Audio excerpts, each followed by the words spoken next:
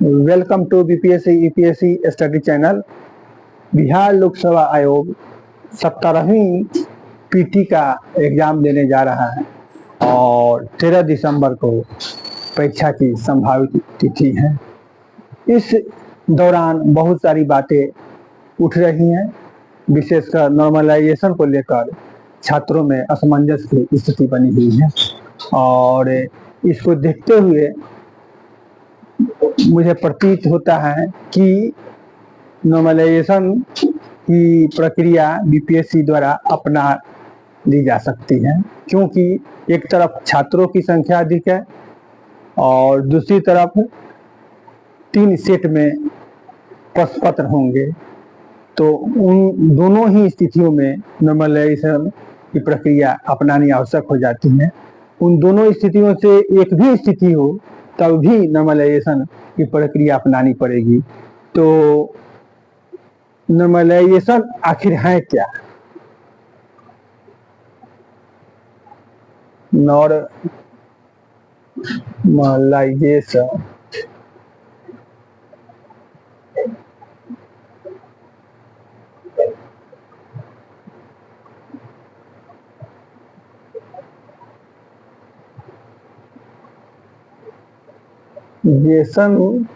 है क्या?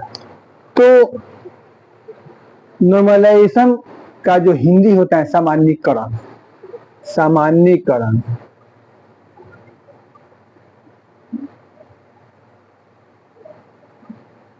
यानी कि सभी को एक प्लेटफॉर्म पर ला देना।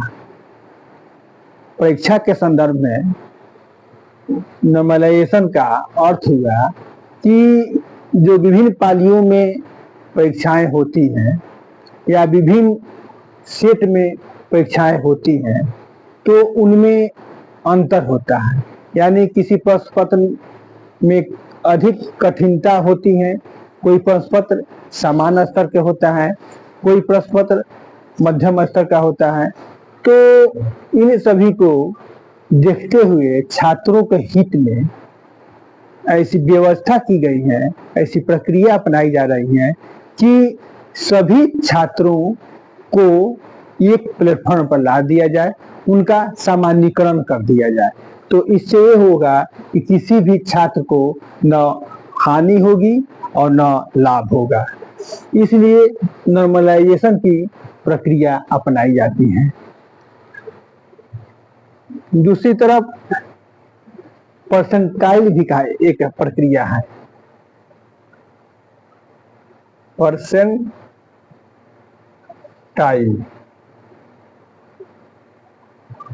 तो परसेंटाइल में कुल जो छात्र हैं उसके सापेक्ष जो विशेष छात्र हैं उसकी स्थिति देखी जाती है।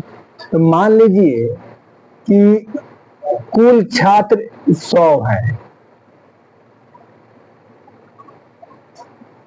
और इसमें कोई एक छात्र होगा, छात्र ए, और ए की स्थिति की अपेक्षा 60% छात्र पीछे हैं। जो ए है वो 60% जो छात्र हुए उससे आगे हैं। तो ये अर्थ हुआ। परसेंटाइल और परसेंटेज में अंतर होता है।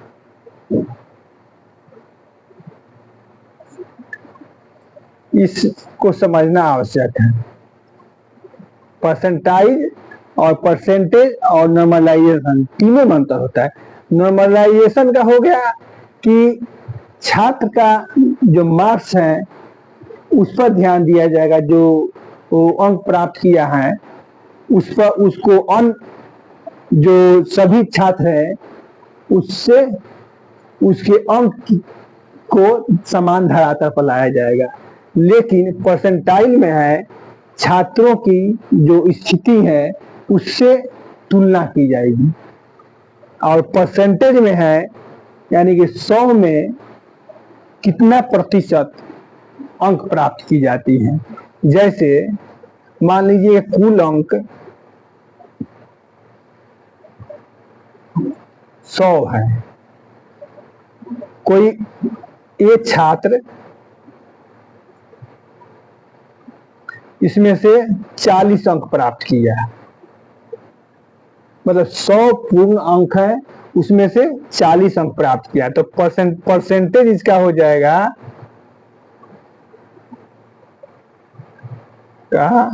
40%, यानी इतना 40%, यानी कि वो 100 में 40% अंक प्राप्त किया, कि जब पूर्णांक 100 है, कुल नंबर 100 है, उसमें 40 अंक वो प्राप्त किया, यानी परसेंटेज में 100 को बेस माना जाता है और उसी के आधार पर परसेंटेज निकाला जाता है, और व्यक्ति की निजी परसेंटेज होता है। परसेंटाइल में होता है कि छात्र की स्थिति को देखा जाता है, किसी को रैंकिंग देना हो तो उसमें ये बहुत मददगार होता है परसेंटाइल, क्योंकि यह बताता है जो कुल छात्र हैं उसके सापेक्ष किसी विशेष छात्र की क्या स्थिति है। जैसे कुल 100 छात्र हैं तो छात्र ए 60 परसेंटाइल इसको आया, तो इसका ये स्पष्ट अर्थ हुआ कि 100 छात्रों में जो छात्र ए से 60 छात्र जो है पीछे हैं। कुल 100 छात्र में 60 छात्र ए से पीछे हैं, यानी कि ए 60 छात्रों से आगे हैं। यह छात्र की स्थिति को दर्शाता है और यह रैंकिंग देने में बहुत महत्वपूर्ण भूमिका निभाता है। लेकिन जो नॉर्मलाइजेशन हुआ यह मार्क्स देने में, मार्क्स के लिए बहुत उपयोगी होता है कि जितने कैंडिडेट परीक्षा देते हैं और विभिन्न पालियों में एग्जाम होते हैं तो उन सभी को एक स्तर पर, एक समान स्तर पर लाया जाता है और उसके बाद उस विशेष छात्र को, प्रत्येक विशेष छात्र को नंबर दिया जाता है ताकि किसी के साथ भेदभाव न हो। ये इसमें यह होता है कि किसी को जो मूल नंबर आया है, जिसको रॉ मार्क्स कहते हैं, तो मूल मार्क्स आया है उससे किसी को अधिक मिल जाता है, किसी को मूल मार्क्स से कम मिल जाता है। तो आखिर में ऐसा क्यों होता है? तो ये इसका मूल कारण है कि कोई एग्जाम जो है, पेपर जो होता है वो टफ हो जाता है। तो जिसका पेपर टफ होगा उसका स्कोरिंग, औसत स्कोरिंग स्वाभाविक है कि कम होगी। जिसका पेपर आसान होगा उसमें जो लड़के अधिक स्कोरिंग करेंगे। तो इन दोनों दृष्टियों को देखते हुए उसको समान धरातल पर लाया जाता है ताकि जो टफ क्वेश्चन बनाए हैं उनके साथ कोई भेदभाव न हो और जो आसान क्वेश्चन बनाए हैं वो आगे न निकल जाए। तो उन दोनों को एक स्तर पर लाया जाता है, उसके बाद मार्किंग की जाती है। तो मार्किंग के लिए नॉर्मलाइजेशन सबसे उपयोगी है और सुप्रीम कोर्ट भी इस पर मुहर लगा चुका है, नॉर्मलाइजेशन परसेंटाइल पर। तो जो बीपीएससी परसेंटाइल का उपयोग नहीं करेगा क्योंकि यह जो छात्र हैं उसकी स्थिति को दर्शाता है, सापेक्ष स्थिति को दर्शाता है। तो यहाँ पर जो पीटी का एग्जाम होने वाला है वहां पर मार्किंग सिस्टम है और उसमें कोई रैंकिंग की व्यवस्था नहीं है, उसमें रैंकिंग नहीं दी जाएगी। उसमें जो है मार्क्स लाना है, उस मिनिमम मार्क्स कट ऑफ लाना है, उसके बाद जो पास करेंगे वो क्वालिफाई करेंगे। तो क्वालिफाइंग नेचर का यह एग्जाम है। तो इसलिए ये नॉर्मलाइजेशन की प्रक्रिया बीपीएससी अपनाएगी।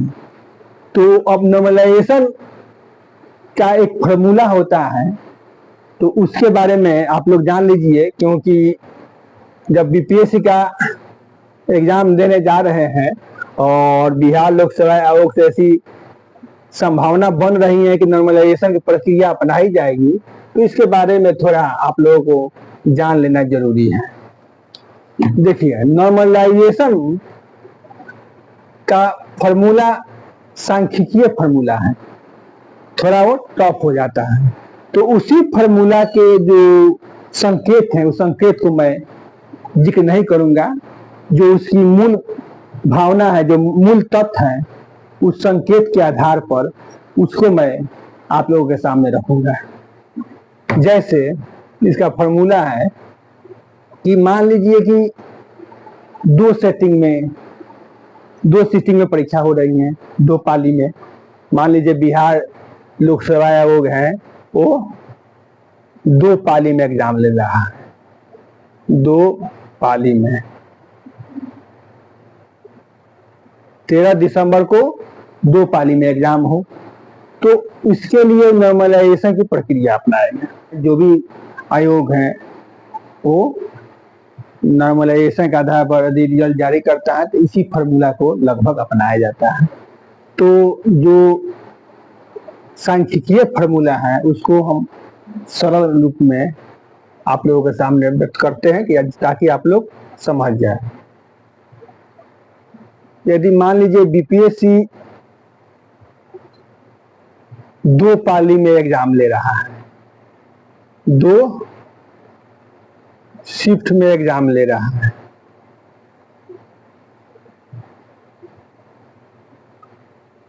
तो वैसी स्थिति में एक उदाहरण के रूप में बता रहे हैं, तो वैसी स्थिति में ये जो फार्मूला है कि दोनों शिफ्टों में, मतलब कुल शिफ्ट में, कुल जो शिफ्ट है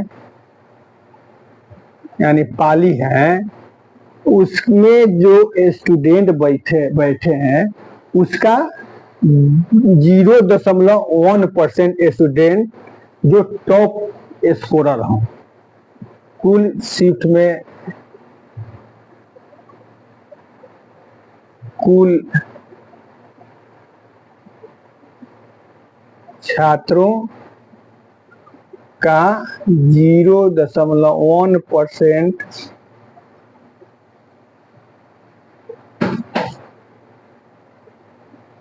टॉपर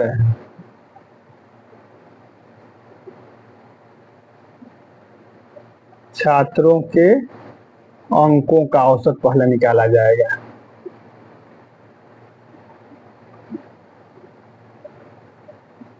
यानी कुल जो दोनों, इसमें बीपीएससी के संदर्भ में देखें तो दो शिफ्ट में जितने स्टूडेंट बैठे हुए हैं उनमें जो टॉपर हैं लगभग, मतलब 0.1% का जो मार्क्स आया है उसका औसत निकाला जाएगा। उसके बाद इसमें से माइनस कर दिया जाएगा जो इन शिफ्टों में, कुल शिफ्टों के जो कुल छात्र हैं और जो मार्क्स प्राप्त किए हैं उसका औसत निकालकर माइनस कर दिया जाएगा। यानी कि सभी शिफ्टों के छात्रों के अंकों का औसत निकालकर माइनस कर दिया जाएगा, अंकों का औसत, और डिवाइड किया जाएगा अब जो आप जिस शिफ्ट में बैठे हुए हैं। मान लीजिए कि ए जो स्टूडेंट है ये अपना नॉर्मलाइजेशन निकालना चाहता है, तो ए जिस शिफ्ट में बैठा है, तो मान लीजिए कि ए पहली शिफ्ट में बैठा है, पहली शिफ्ट मान लीजिए, तो क्या हो जाएगा, ये एक जो पहली शिफ्ट है, मतलब पहली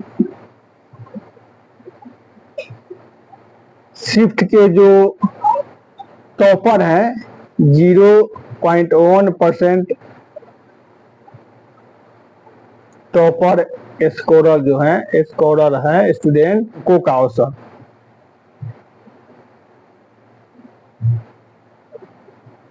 उनके अंकों का औसत निकाला जाएगा। औसत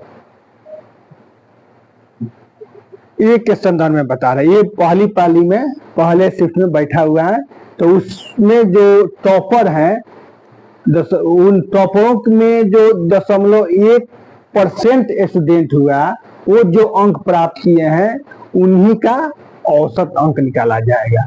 उसके बाद इसमें से माइनस कर दिया जाएगा और जो पहले शिफ्ट में कुल स्टूडेंट बैठे हुए हैं उनके औसत अंक निकाला जाएगा। पहली शिफ्ट में टोटल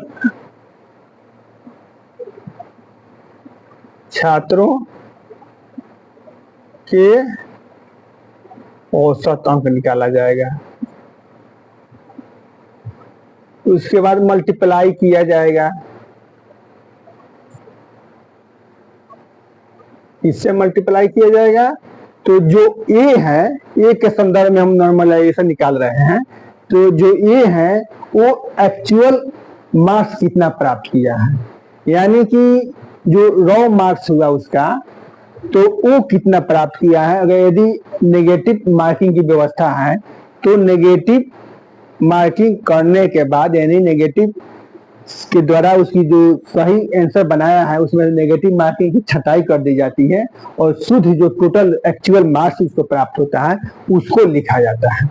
यानी कि ए का एक्चुअल मार्क्स,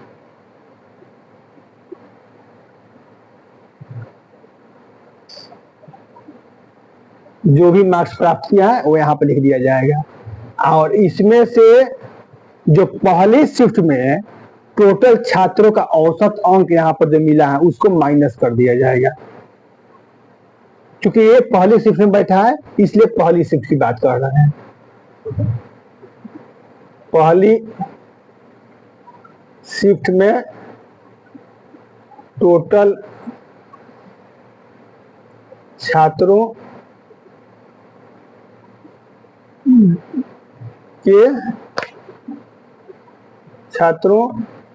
का औसत अंक,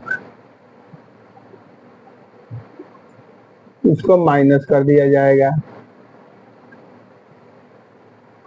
फिर इसमें जो प्रोसेस है करने के बाद ये जो सभी शिफ्ट के छात्रों के अंकों का जो औसत है उसको जोड़ दिया जाएगा। यानी कि सभी शिफ्ट मतलब यहाँ पर 2 शिफ्ट है, तो जो भी है 2 हो 3 हो,